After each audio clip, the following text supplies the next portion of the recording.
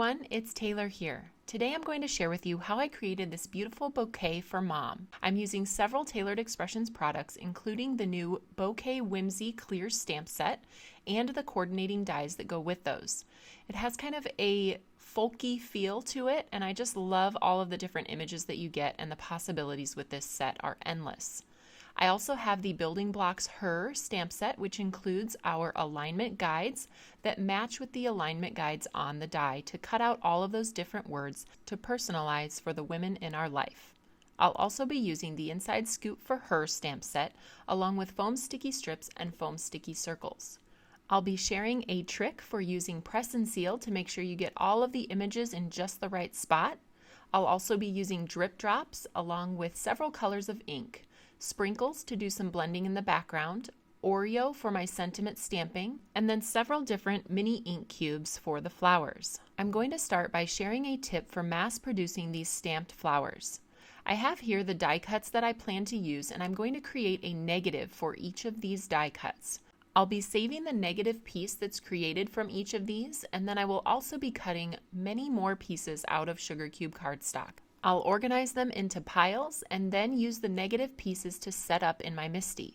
I'm inserting the foam piece behind the grid paper since these are clear stamps, and then I will set up each of the images I plan to use, making sure there's enough space between them in order to set up the negative die cut pieces.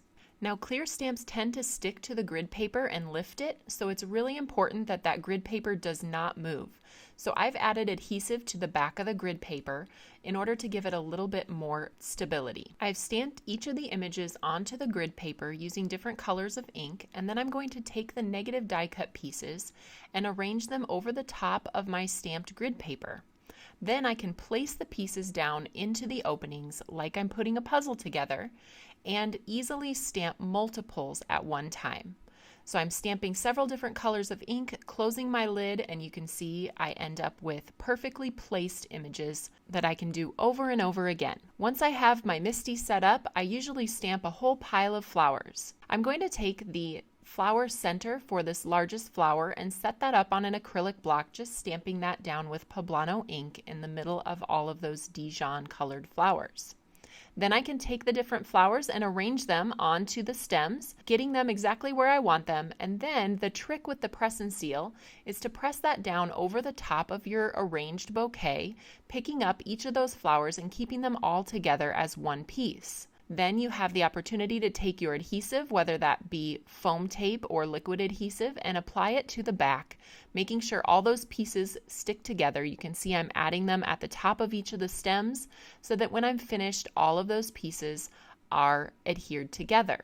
Now, before I put them on my project, I want to add a little bit of interest in the background with the sprinkles ink.